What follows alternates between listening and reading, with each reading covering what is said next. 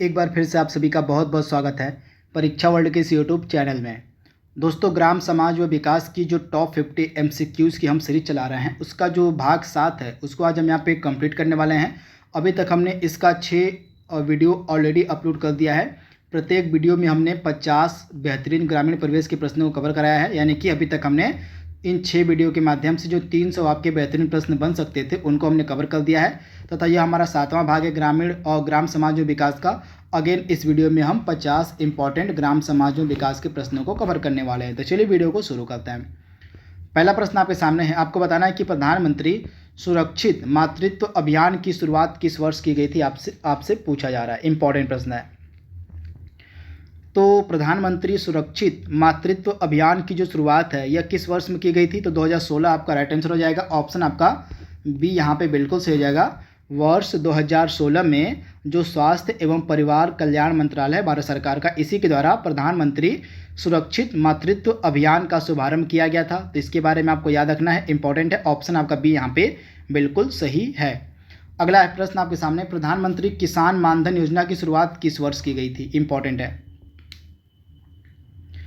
तो प्रधानमंत्री किसान मानधन योजना की शुरुआत किस वर्ष में की गई थी। तो राइट आंसर आपका क्या हो जाएगा, वर्ष 2019 में। ऑप्शन आपका जो यहाँ पे बी है बिल्कुल सही हो जाएगा। वर्ष 2019 में प्रधानमंत्री किसान मानधन योजना की जो शुरुआत है यह की गई थी। तो इसके बारे में आपको याद रखना है। तथा यह जो स्कीम थी लघु व सीमांत कृषकों हेतु पेंशन योजना के रूप में शुरू की गई थी 2019 में। तो इसके बारे में आपको याद रखना है। ऑप्शन आपका बी यहाँ पे बिल्कुल सही है। तथा इस योजना का जो क्रियान्वयन है कृषि एवं किसान कल्याण मंत्रालय के द्वारा किया जाता है। तो ऑप्शन आपका बी यहाँ पे बिल्कुल सही हो जाएगा। इसके बारे में आप याद रखिएगा, यहाँ पे किसान मानधन योजना की बात हो रही है। अगला प्रश्न आपके सामने है, उत्तर प्रदेश सरकार के द्वारा मुख्यमंत्री कन्या सुमंगला योजना की जो शुरुआत है किस वर्ष में की गई थी। इंपॉर्टेंट प्रश्न।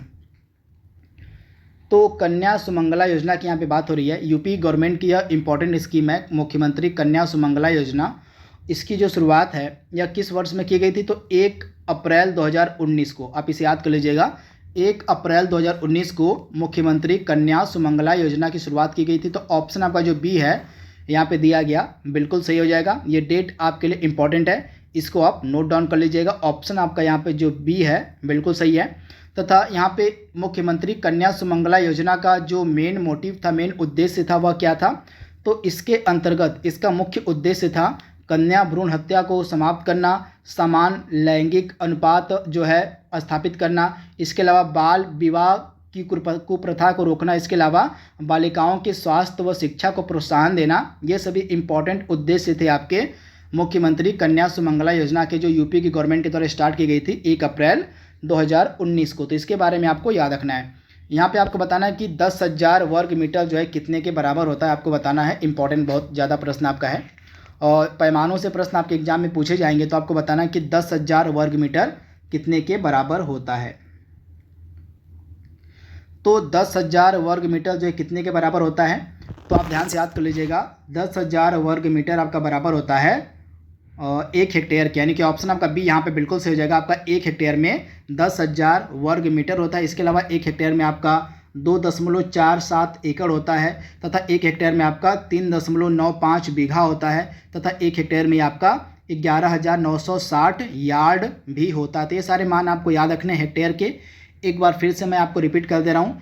1 हेक्टेयर में आपका 2.47 एकड़ होता है, 1 हेक्टेयर में आपका 3.95 बीघा होता है, 1 हेक्टेयर में आपका 11,960 यार्ड होता है और 1 हेक्टेयर आपका 10,000 वर्ग मीटर के बराबर होता है। तो ये 4 मान आपको कम से कम याद रखने हैं हेक्टेयर के। इंपॉर्टेंट है, डायरेक्टली आपसे एग्जाम में पूछा जा सकता है। अगला महत्वपूर्ण प्रश्न आपके सामने है, ग्रामीण आधारभूत ढांचे के निर्माण के लिए भारत निर्माण योजना की जो शुरुआत है कब की गई थी, आपको बताना है। तो भारत निर्माण योजना की शुरुआत किस वर्ष में की गई थी। इंपॉर्टेंट प्रश्न है। तो राइट आंसर आपका क्या होने वाला है, भारत, यहाँ पे भारत निर्माण योजना की बात हो रही है। तो वर्ष 2005 में यह स्टार्ट की गई थी आपकी भारत निर्माण योजना, यानी कि ऑप्शन आपका ए यहाँ पे बिल्कुल सही हो जाएगा, वर्ष 2005 में। इसमें से उत्तर प्रदेश के संदर्भ में कुछ दिया गया है तो इसमें से आपको बताना है कि इसमें से कौन सा कथन आपका सही है उत्तर प्रदेश के संदर्भ में। यहाँ पे कुल ग्राम पंचायतें दी गई हैं और कुल क्षेत्र पंचायत दी गई है और कुल जिला पंचायत और न्याय पंचायत, इसमें से आपको बताना है कि कौन सा सही नहीं है। आइए इसको देख लेते हैं। तो यहाँ पे अगर हम कुल ग्राम पंचायतों की बात करें तो आपकी वर्तमान में कुल ग्राम पंचायतें हैं। ऑफिशियल वेबसाइट मैंने कल सर्च की थी, आपकी उत्तर प्रदेश पंचायती राज की जो ऑफिशियल वेबसाइट है उसके अनुसार मैं आपको डेटा बता रहा हूँ। बहुत सारी बुकों में अलग अलग दिया गया, जैसे आपकी घटना चक्र की जो बुक आई है लेखपाल के लिए उसमें अलग डेटा दिया गया है। इसके अलावा दृष्टि की एक बुक है उसमें भी अलग डेटा दिया गया। लेकिन अगर मैं ऑफिशियल वेबसाइट को फॉलो करूँ तो ऑफिशियल वेबसाइट के अनुसार जो है आपका एग्जैक्ट फिगर है 58,179। यहाँ पे 189 है, थोड़ा सा मुझे डेटा बोलने में 79 और 89 में कन्फ्यूजन होता है। तो यहाँ पे एग्जैक्ट फिगर आपकी है 58,189, इसका एग्जैक्ट फिगर है ऑफिशियल वेबसाइट के अनुसार। तो यहाँ पे आप देख रहे हैं ऑफिशियल वेबसाइट, मैंने यहाँ पे डाटा लिया और कल ही मैंने सर्च किया था इस ऑफिशियल वेबसाइट को। तो यहाँ पे आप देख रहे हैं क्षेत्र किसकी बात हो रही है यहाँ पे, तो ग्राम पंचायतों की बात हो रही है। तो यहाँ पे कुल ग्राम पंचायतें हैं 58,189। अगर हम ऑफिशियल डेटा को फॉलो करें तो ऑफिशियल डेटा के अनुसार एक एकदम एग्जैक्ट फिगर मैं आपको बता रहा हूँ। बाकी आपको घटना चक्र की जो बुक आई है लेखपाल की उसमें आपको अलग डेटा मिलेगा। इसके अलावा कुछ अन्य बुक में भी आपको अलग डेटा मिलेगा। तो ऑफिशियल वेबसाइट को फॉलो कीजिएगा। आयोग जो होगा वह ऑफिशियल वेबसाइट का ही डेटा मान्य करेगा अगर एग्जाम में पूछा जाता है तो। ऑफिशियल डेटा आप याद रखिएगा। तो पहला वाला आपका बिल्कुल सही हो जाएगा। कुल ग्राम पंचायतें आपकी 58,189 है, तो इनको आप याद रखिएगा। इसके अलावा आपकी कुल क्षेत्र पंचायतें कितनी हैं, तो यहाँ पे आप देख रहे हैं कुल क्षेत्र पंचायत यहाँ पे कितना लिखा हुआ है, तो यहाँ पे 826 यहाँ पे कुल क्षेत्र पंचायतें हैं ऑफिशियल डेटा के अनुसार। तो आपका यहाँ पे सेकेंड वाला भी आपका सही हो जाएगा। इसके बाद जिला पंचायतें कुल कितनी हैं, तो यहाँ पे जिला पंचायतों की संख्या 90 दिया गया जो कि बिल्कुल ही गलत है। आपकी जिला पंचायतें हैं 75 हैं। कितना है, तो जिला पंचायतें आपकी 75 हैं। और उसके अलावा न्याय पंचायतें आपके हैं 81,135। तो ये डेटा आप याद रखिएगा। जिला पंचायत वाला आपका यहाँ पे गलत दिया गया था, 90 की जगह आपका 75 होगा। तो इसका आप स्क्रीनशॉट ले लीजिएगा, इसको एक बार आप देख लीजिएगा। ये ऑफिशियल वेबसाइट से मैंने डेटा अपलोड लिया हुआ है, तो इसको कम से कम एक बार आप देख लीजिएगा। एकदम ऑथेंटिक यह डेटा है, कल ही मैंने इसको सर्च किया था। अगला प्रश्न आपके सामने है, उत्तर प्रदेश में पंचायत की त्रिस्तरीय व्यवस्था में किसको शामिल किया गया, आपसे पूछा जा रहा है। तो उत्तर प्रदेश की जो त्रिस्तरीय व्यवस्था है पंचायत की, इसमें क्या क्या सम्मिलित है, तो इसमें जिला पंचायत है, क्षेत्र पंचायत है और ग्राम पंचायत, यानी कि उपर्युक्त सभी आपकी उत्तर प्रदेश की पंचायत की त्रिस्तरीय व्यवस्था में सम्मिलित हैं। तो ऑप्शन आपका डी यहाँ पे बिल्कुल सही हो जाएगा, उपर्युक्त सभी। तो इनको आप याद कर लीजिएगा। अगला प्रश्न आपकी स्क्रीन पर है, आपको बताना है कि ग्राम पंचायत की बैठक के संदर्भ में कौन सा कथन इसमें से गलत दिया गया है। आपको गलत कथन की पहचान करनी है। तो चलिए इस कथन को पहले पढ़ते हैं। पहला कथन आपके स्क्रीन पर है, और किसी ग्राम पंचायत की प्रथम बैठक उस ग्राम पंचायत के गठन के 30 दिन के भीतर होना अनिवार्य है। तो पहला कथन आपका बिल्कुल सही दिया गया। किसी भी ग्राम पंचायत की जो पहली बैठक होती है उस ग्राम पंचायत के गठन के 30 दिन के भीतर करनी अनिवार्य होती है। तो पहला कथन आपका बिल्कुल सही है। दूसरा कथन क्या आपका दिया गया है, ग्राम पंचायत की बैठक सामान्यतः प्रत्येक माह यानी कि प्रत्येक मास में कम से कम एक बार होगी। तो यह कथन भी आपका बिल्कुल सही दिया गया। ग्राम पंचायत की जो बैठक है सामान्यतः प्रत्येक महीने में कम से कम एक बार होनी अनिवार्य है। तो सेकंड वाला भी आपका बिल्कुल सही दिया गया है। 2 लगातार बैठकों के बीच में 2 मास से अधिक का अंतर नहीं होगा। तो तीसरा वाला भी आपका कथन बिल्कुल सही दिया गया। यानी कि जो तीनों कथन आपके इसमें से सही दिए गए, तो इनमें से कोई नहीं आपका आंसर हो जाएगा। यानी कि आपके जो सही सभी कथन हैं बिल्कुल सही दिए गए हैं ग्राम पंचायतों के बैठक के संदर्भ में। तो इनको आप याद कर लीजिएगा। अगला प्रश्न आपके सामने है, और किस वर्ष में प्रथम राष्ट्रीय कृषि नीति की घोषणा की गई थी। आपको बताना है कि प्रथम जो भारत के द्वारा राष्ट्रीय कृषि नीति थी यह किस वर्ष में घोषित की गई थी। इसका आपको जवाब देना है। फटाक से इस प्रश्न का आप जवाब दीजिए। तो भारत सरकार के द्वारा जो पहली राष्ट्रीय कृषि नीति थी इसकी घोषणा की गई थी वर्ष 2000 में। ऑप्शन आपका बी यहाँ पे बिल्कुल सही हो जाएगा। वर्ष 2000 में भारत सरकार के द्वारा पहली जो है कृषि नीति की घोषणा की गई थी। तो ऑप्शन आपका बी यहाँ पे बिल्कुल सही हो जाएगा। इंपॉर्टेंट प्रश्न है, डायरेक्टली आपसे एग्जाम में पूछा जा सकता है।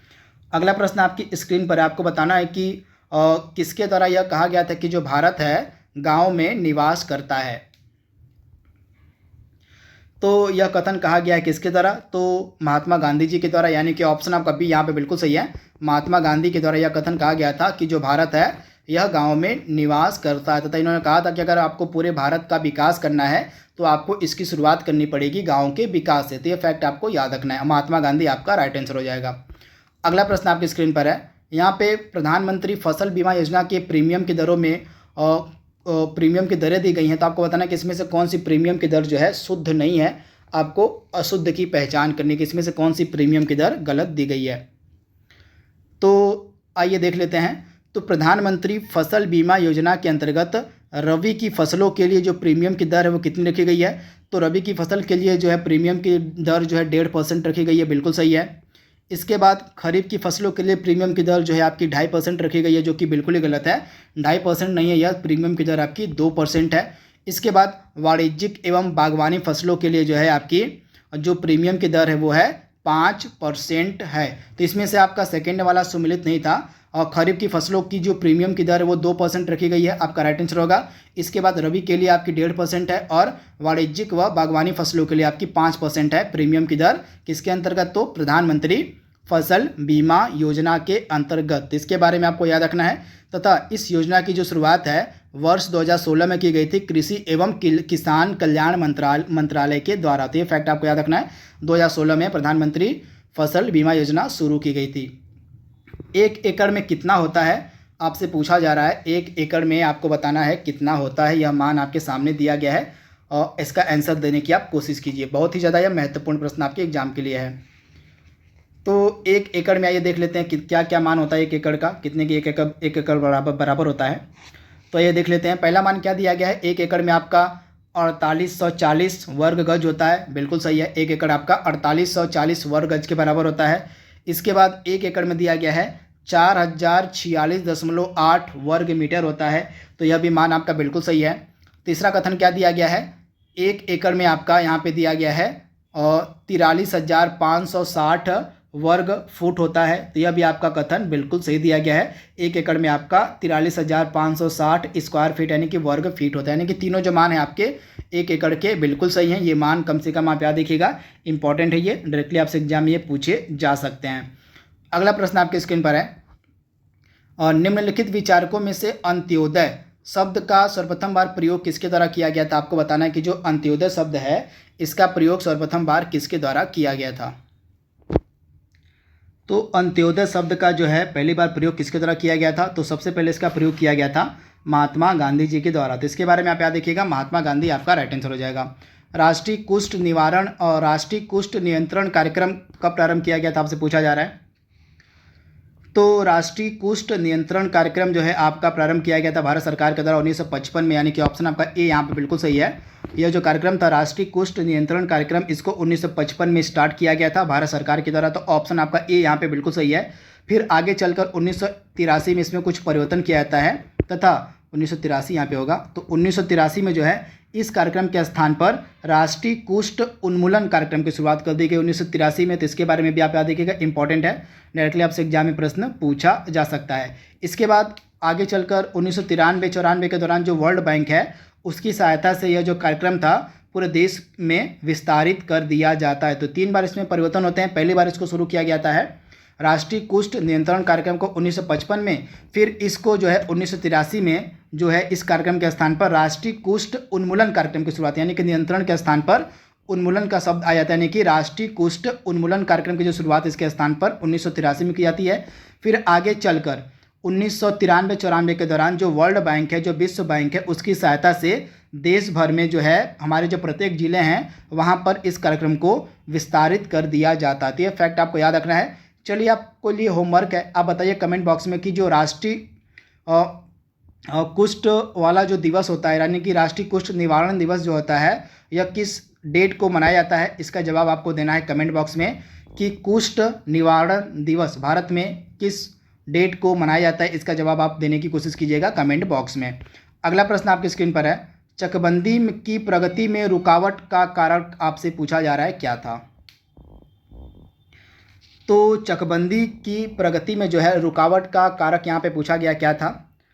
तो इसमें जो है बटाईदार व काश्तकारों में विस्थापन का भय, यह कारक था। भूमि का कई खंडों में का वितरण, यह भी कारक था बहुत बड़ा। इसके बाद बड़े किसानों को ज़्यादा लाभ होने का भय, ये तीनों कारक थे आपके चकबंदी की प्रगति में रुकावट के, यानी कि ऑप्शन आपका जो डी है यहाँ पे बिल्कुल सही हो जाएगा। आप इसे याद कर लीजिएगा। राइट आंसर आपका क्या हो जाएगा? ऑप्शन आपका डी यहाँ पे बिल्कुल सही है, उपर्युक्त सभी। पट्टा शब्द जो है किस भाषा से बना हुआ आपसे पूछा जा रहा है। तो पट्टा शब्द आपका किस भाषा से बना हुआ है? तो यह लैटिन भाषा का शब्द है पट्टा, तो इसे आप याद कर लीजिएगा। जो पट्टा है यह किस भाषा का शब्द है? तो पट्टा आपका लैटिन भाषा का शब्द है तथा यह लैटिन भाषा के किस शब्द से बना हुआ है? तो यह लैटिन भाषा के टेनेयो से बना हुआ है आपका पट्टा शब्द। तो इसके बारे में आपको याद रखना इंपॉर्टेंट है, डायरेक्टली आपसे एग्जाम में पूछा जा सकता था। लैटिन भाषा मतलब जो पट्टा है लैटिन भाषा का शब्द है जिसका अर्थ होता है कब्जा रखना। तो ये फैक्ट आपको याद रखना है। लैटिन आपका राइट आंसर हो जाएगा।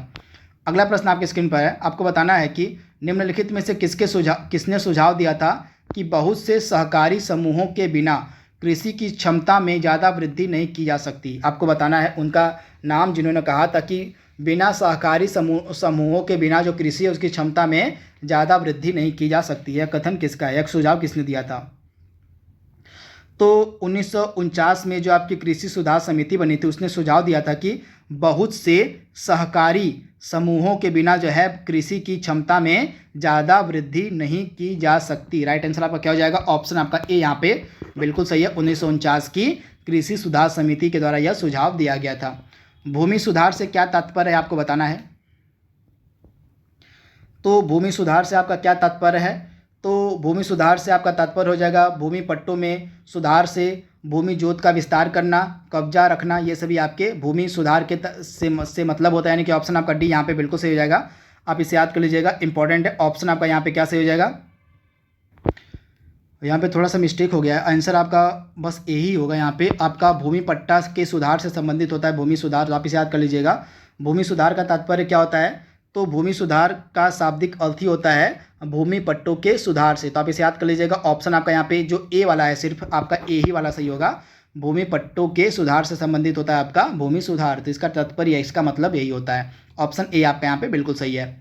अगला प्रश्न आपके सामने है। उत्तर प्रदेश सरकार के द्वारा जो मुखबिर योजना शुरू की गई थी, आपको बताना है कि मुखबिर योजना का उद्देश्य क्या था, आपको बताना है। तो यूपी गवर्नमेंट की यह बहुत ही ज़्यादा इंपॉर्टेंट स्कीम थी मुखबिर योजना, जिसको 24 जून 2017 को शुरू किया गया था उत्तर प्रदेश की सरकार के द्वारा। तो 24 जून 1917, ये डेट आप याद कर लीजिएगा। 24 जून और 2017 यहाँ पे ना, हाँ, तो 2017 को जो है आपकी शुरू की गई थी मुखबिर योजना। तथा इसका उद्देश्य क्या था? तो कन्या भ्रूण हत्या को रोकना। अब ध्यान से याद कर लीजिएगा, कन्या भ्रूण हत्या को रोकने के लिए 24 जून 2017 को जो है उत्तर प्रदेश की जो सरकार है उसके द्वारा मुखबिर योजना को जो है शुरू किया गया था। तो इसे आप याद कर लीजिएगा, इंपॉर्टेंट है। राइट आंसर आपका क्या हो जाएगा? ऑप्शन यहाँ पे बी बिल्कुल सही हो जाएगा, कन्या भ्रूण हत्या को रोकना। इसकी शुरुआत की गई थी 24 जून 2017 को। अगला प्रश्न आपके सामने है। उत्तर प्रदेश सरकार के द्वारा मुख्यमंत्री जन आरोग्य योजना कब लागू की गई थी? तो मुख्यमंत्री जन आरोग्य योजना को लागू किया गया था आपका मार्च 2019 में, यानी कि मार्च 2019 में इसकी शुरुआत की गई थी। ऑप्शन आपका जो यहाँ पे सी है बिल्कुल सही हो जाएगा। इसको शुरू क्यों किया गया था?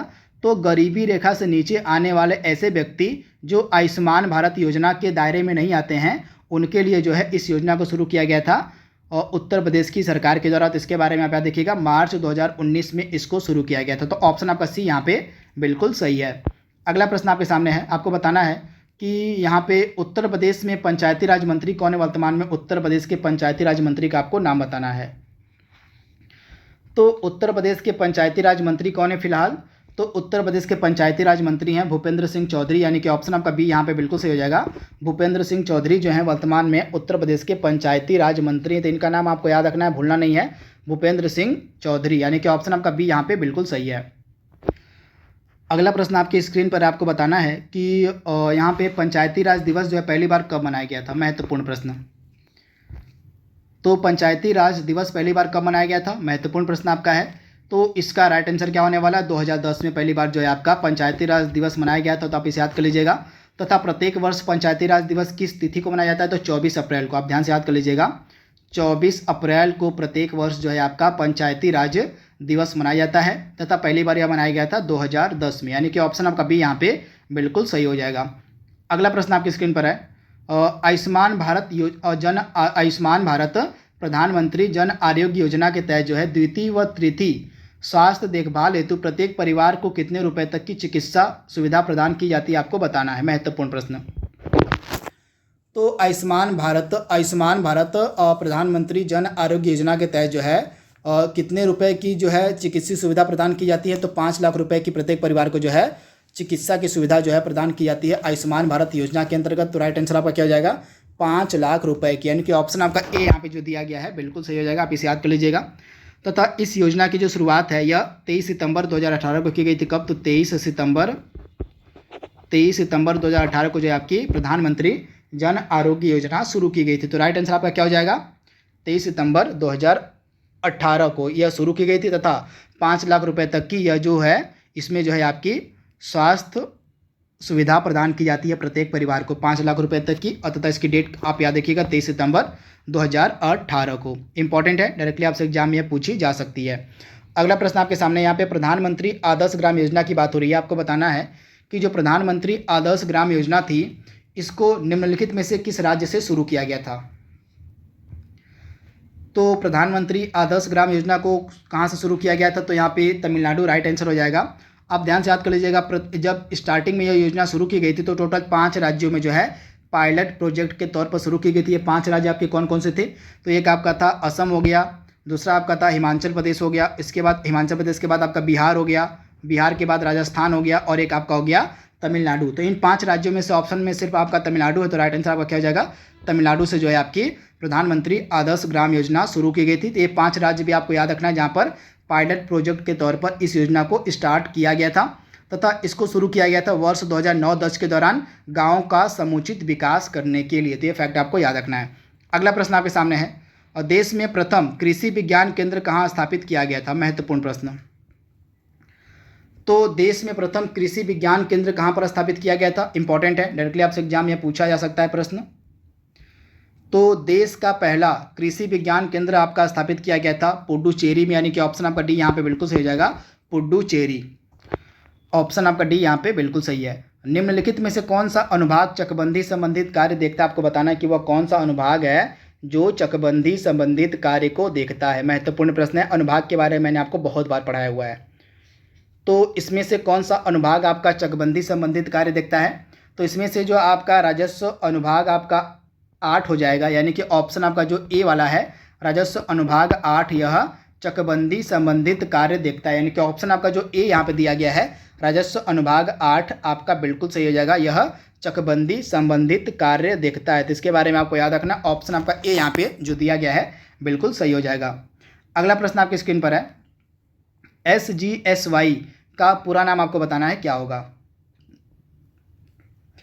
तो स्वर्ण जयंती ग्राम स्वरोजगार योजना इसका पूरा नाम हो जाएगा, यानी कि ऑप्शन आपका ए यहाँ पे बिल्कुल सही है, स्वर्ण जयंती ग्राम स्वरोजगार योजना। इसको शुरू किया गया था 1 अप्रैल 1999 को। कृषि एवं उद्योगों के मध्य अग्रगामी संबंध का आशय क्या होता है, आपको बताना है। तो कृषि एवं उद्योगों के मध्य अग्रगामी संबंध का आशय होता है कृषि द्वारा उद्योगों को आगत उपलब्ध कराना, यानी कि ऑप्शन आपका बी यहाँ पे बिल्कुल सही हो जाएगा, कृषि द्वारा उद्योगों को आगत उपलब्ध कराना इसका राइट आंसर हो जाएगा, ऑप्शन बी आपका बिल्कुल सही है। अगला प्रश्न आपके सामने है, सांख्यिकी का जो है सामाजिक जीवन में काफ़ी महत्व है, इसके बावजूद इसमें जो है निम्न में से कौन सी कमियां या सीमाएं पाई जाती हैं, आपको बताना है। तो सांख्यिकी में कौन सी कमियां सीमाएं पाई जाती हैं, तो इसमें केवल जो है संख्यात्मक तथ्यों का अध्ययन किया जाता है, या पहली इसकी कमी है। दूसरी कमी है इसका दुरुपयोग कई बार देखने को मिलता है, और तीसरी इसकी कमी है सांख्यिकी परिणाम का भ्रामक होना, यानी कि ये तीनों जो है सीमाएं आपकी हैं सांख्यिकी की, यानी कि उपरोक्त सभी आपका राइट आंसर हो जाएगा। निम्नलिखित में से कौन साक्षात्कार का उद्देश्य का भाग नहीं है, आपको बताना है। तो इसमें से साक्षात्कार के उद्देश्य का भाग कौन सा नहीं है, तो इसमें से लचीलापन जो है यह साक्षात्कार के उद्देश्यों का भाग नहीं होता, यानी कि ऑप्शन आपका डी यहाँ पे जो दिया गया है बिल्कुल सही है। अगला प्रश्न आपके सामने है, प्रधानमंत्री ग्राम सड़क योजना में जो है केंद्र व राज्यों के अंशदान का अनुपात यहाँ पे आपसे पूछा गया है कितना है।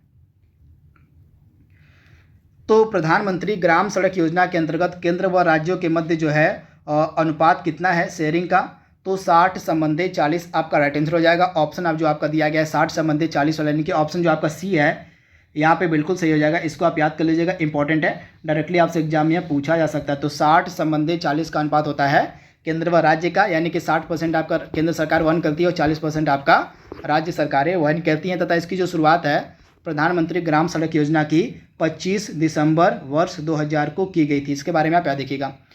उत्तर प्रदेश नई स्टार्टअप नीति 2020 को जो है मंजूरी कब दी गई थी, आपको बताना है। तो जुलाई 2020 में इसको मंजूरी दी गई थी, यानी कि ऑप्शन आपका सी यहाँ पे बिल्कुल सही है। उत्तर प्रदेश नई स्टार्टअप नीति को जो है 2020 जुलाई में मंजूरी दी गई थी। ऑप्शन आपका जो यहाँ पे सी वाला है बिल्कुल सही हो जाएगा, जुलाई 2020। अगला प्रश्न आपकी स्क्रीन पर है, सामाजिक समस्याओं के शोध कार्य में वैज्ञानिक पद्धति के तहत अपनाए जाने वाले प्रमुख चरण में कौन शामिल नहीं, आपको बताना है। तो इसमें से कौन सा शामिल नहीं है उसकी आपको पहचान करनी है। तो सामाजिक समस्याओं के शोध कार्य में वैज्ञानिक पद्धति के तहत अपनाए जाने वाले प्रमुख चरण में आपका शामिल नहीं किया जाता है सार्वभौमिक सिद्धांत स्थापित करना। बाकी आपके जो तीनों हैं ये शामिल किए जाते हैं, समस्या का चुनाव करना, चरों का चयन करना और सामग्री संकलन करना, परंतु सार्वभौमिक सिद्धांत स्थापित करना यह जो है सामाजिक समस्याओं के शोध कार्य में इसको सम्मिलित नहीं किया जाता है, यानी कि ऑप्शन आपका डी यहाँ पे बिल्कुल सही है। राजस्व परिषद के प्रशासनिक एवं न्यायिक कार्यों को किस वर्ष पृथक किया गया था, आपको बताना है। तो राजस्व परिषद के प्रशासनिक एवं न्यायिक कार्यों को पृथक किया गया था वर्ष 1947-48 के दौरान, यानी कि ऑप्शन आपका जो दिया गया यहाँ पे और 47-48 वाला ऑप्शन आपका सी यहाँ पे बिल्कुल सही हो जाएगा। चलिए आप हमें कमेंट बॉक्स में बताइए कि इन दोनों का राजस्व परिषद के प्रशासनिक और न्यायिक कार्यों का जो मुख्यालय है कहाँ कहाँ पर स्थित है, इसका जवाब आपको कमेंट बॉक्स में देना है।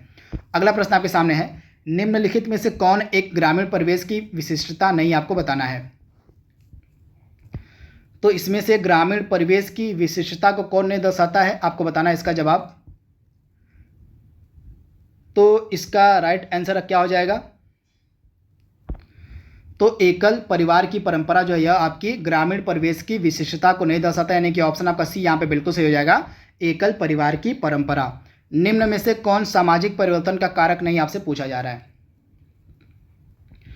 तो इसमें से सामाजिक परिवर्तन का कारक कौन सा नहीं है, तो इसमें से आपका जो सामाजिक गतिशीलता है यह सामाजिक परिवर्तन का कारक नहीं, यानी कि ऑप्शन आपका जो सी है यहाँ पे बिल्कुल सही हो जाएगा, ऑप्शन सी। अगला प्रश्न आपके सामने है, आपको उस प्रक्रिया का नाम बताना है जिसमें समाज का निम्न वर्ग उच्च वर्ग या प्रतिष्ठित वर्ग का अनुसरण करता है तथा उच्च श्रेणी में शामिल होने के लिए प्रयासरत रहता है। उस प्रक्रिया को हम क्या कहते हैं। तो इस प्रक्रिया को कहा जाता है संस्कृतिकरण, यानी कि ऑप्शन आपका ए यहाँ पे बिल्कुल सही हो जाएगा, संस्कृतिकरण। इसके अंतर्गत क्या होता है, समाज का जो निम्न वर्ग होता है वह उच्च वर्ग या प्रतिष्ठित वर्ग का अनुसरण करता है तथा उच्च श्रेणी में शामिल होने का प्रयास करता रहता है। तो इस प्रक्रिया को हम कहते हैं संस्कृतिकरण। भूमि सुधार उपायों अथवा भूमि सुधार नीतियां जो किन कारणों से प्रभावकारी साबित नहीं हुई थी, आपको बताना है। तो भूमि सुधार उपायों या भूमि सुधार की जो नीतियां थी वह किन कारणों से प्रभावकारी साबित नहीं हुई थी। तो ये तीनों कारक थे जिनके कारण जो है भूमि सुधार की जो नीतियां थी ये प्रभावकारी नहीं हुई थी, यानी कि मौखिक काश्तकारी का अधिक होना, राजनीतिक इच्छा शक्ति का अभाव और प्रशासनिक यंत्र की जो है उदासीनता। ये इन तीनों कारणों से जो आपके भूमि सुधार उपाय थे ये प्रभावकारी साबित नहीं हुए थे। तो ऑप्शन आपका डी यहाँ पे बिल्कुल सही है। अगला प्रश्न आपके सामने है। दोस्तों वीडियो रिकॉर्ड करने में बहुत ज़्यादा मेहनत लगती है क्योंकि बहुत ही अधिक गर्मी इस समय पड़ रही है और वीडियो को रिकॉर्ड करना पड़ता है। सब कुछ पंखा कूलर सब बंद करके एक कमरे में बंद होकर वीडियो को रिकॉर्ड करना पड़ता है, जिस कारण से अत्यधिक गर्मी होती है और मुझे बहुत ज़्यादा घबराहट होने लगती है। तो आपका थोड़ा सा कर्तव्य बनता है कि वीडियो को ज़्यादा से ज़्यादा आप शेयर कर दिया करिए अपने दोस्तों के बीच, अपने सहपाठियों के बीच जो आपका लेखपाल की तैयारी कर रहे हैं। इसके अलावा वीडियो को जितना हो सके कम से कम आप कमेंट किया करिए। इसके अलावा लाइक कर दिया करिए अगर आपको वीडियो पसंद हो। इसके अलावा आप वीडियो को अगर आपको पसंद आए तो हमारे चैनल को सब्सक्राइब भी कर दिया करें, क्योंकि वीडियो रिकॉर्डिंग करने में गर्मी के मौसम में बहुत ही ज़्यादा जो है परेशानी होती है, बहुत ज़्यादा मेहनत लगती है क्योंकि इतनी प्रचंड गर्मी पड़ रही है। उस प्रचंड गर्मी में जो है पसीने से मैं एकदम भीग जाता हूँ। तो थोड़ा सा आपका भी कर्तव्य बनता है कि इस वीडियो को शेयर कर दिया करिए। अगर आपने चैनल को सब्सक्राइब नहीं किया हुआ है तो चैनल को सब्सक्राइब भी कर लिया करिए। अगला प्रश्न आपके सामने है। उत्तर प्रदेश ग्रामीण आयुर्विज्ञान एवं अनुसंधान संस्थान कहाँ स्थित है। तो इसका राइट आंसर क्या हो जाएगा। उत्तर प्रदेश ग्रामीण आयुर्विज्ञान एवं अनुसंधान संस्थान आपको मिलेगा इटावा में, यानी कि ऑप्शन आपका बी यहाँ पे बिल्कुल सही हो जाएगा, इटावा में। अगला प्रश्न आपके सामने है। किस समिति ने पंचायती राज संस्थाओं को संवैधानिक दर्जा देने की सिफारिश की थी? तो पंचायती राज संस्थाओं को संवैधानिक दर्जा देने की जो सिफारिश की गई थी LM सिंघवी समिति के द्वारा, यानी कि ऑप्शन आपका डी यहाँ पे बिल्कुल सही हो जाएगा, LM सिंघवी समिति के द्वारा। इन चारों समितियों की डेट मैंने आपको बहुत बार बताई हुई है, तो कम से कम आप कमेंट बॉक्स में बताने की कोशिश कीजिएगा कि इन चारों समितियों का गठन किस किस वर्ष में किया गया था। इन चारों समितियों के वर्ष आप कमेंट बॉक्स में जरूर बताइएगा।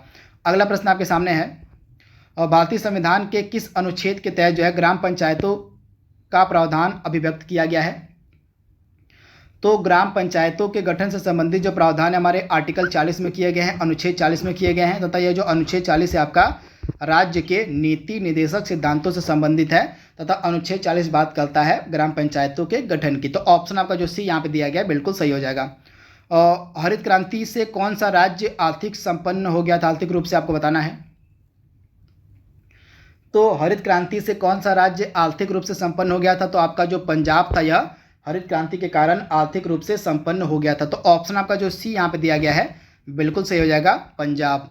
अगला प्रश्न आपके सामने है, सामाजिक वानिकी कार्यक्रम का जो उद्देश्य है निम्नलिखित में से सभी क्षेत्रों में बड़े पैमाने पर वृक्षारोपण करना है सिवाय, यानी कि किसके सिवाय जो है किस एरिया को छोड़कर बाकी सब एरिया में सामाजिक वानिकी कार्यक्रम के अंतर्गत वृक्षारोपण किया गया था।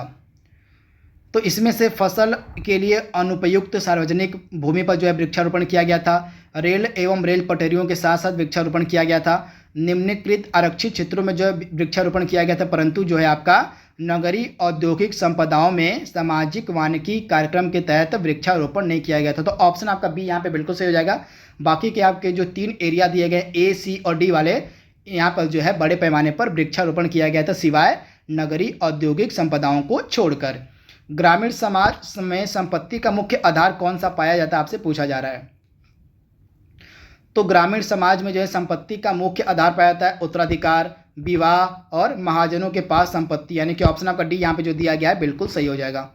अगला प्रश्न आपकी स्क्रीन पर है, निम्न में से कौन सा कारक चकबंदी कार्य में प्रमुख बाधक साबित हुआ? तो चकबंदी कार्य में कौन सा बाधक साबित हुआ था? तो राज्यों में चकबंदी कानून का होना, यानी कि प्रत्येक राज्य के अलग अलग चकबंदी कानून थे जो आपके आगे चलकर चकबंदी कार्य में बाधक साबित हुए।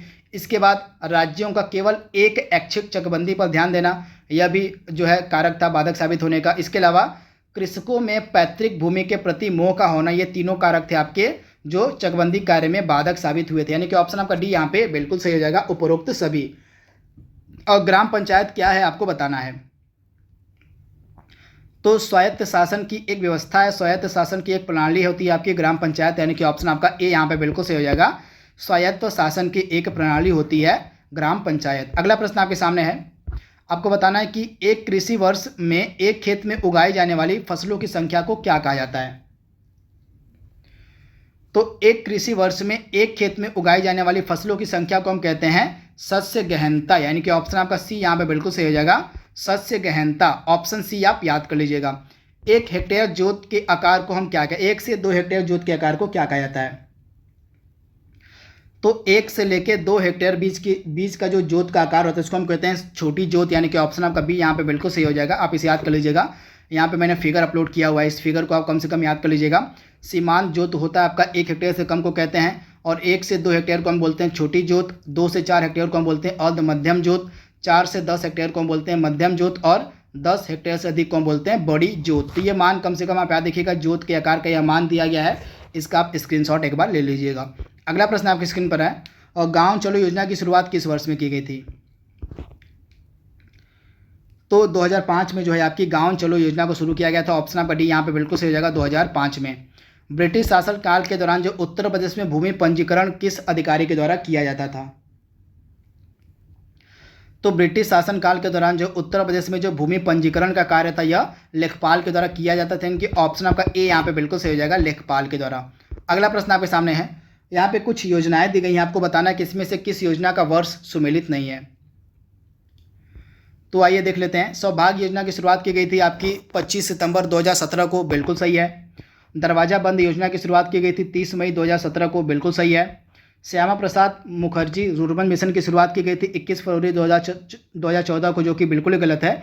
यहाँ पे 2014 की जगह आपका 2016 होगा। 2016 यानी कि 21 फरवरी 2016 को आपकी श्यामा प्रसाद मुखर्जी रूर्बन मिशन को शुरू किया गया था। तो ऑप्शन सी वाला आपका सुमेलित नहीं था, यहाँ पे 2014 की जगह 2016 आपका राइट आंसर होगा।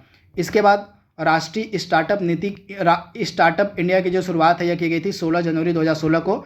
16 जनवरी 2016 को आपका स्टार्टअप इंडिया शुरू किया गया था, यह जो मिशन था। तो यानी कि आपको आपकी जो 3 स्कीम्स थी, सौभाग्य योजना, दरवाजा बंद योजना और स्टार्टअप इंडिया वाली, इनका डेट एकदम एग्जैक्ट दिया गया था, सही दिया गया था। लेकिन श्यामा प्रसाद मुखर्जी रूर्बन मिशन का जो डेट था वह गलत दिया गया था। यहाँ पे 21 फरवरी 2014 की जगह 2016 आपका राइट आंसर हो जाएगा। और निम्नलिखित में से कौन गरीबी विरोधी नीति से संबंधित, यानी कि इसमें से कौन सा जो है वह गरीबी को खत्म करने से संबंधित है, आपको बताना है।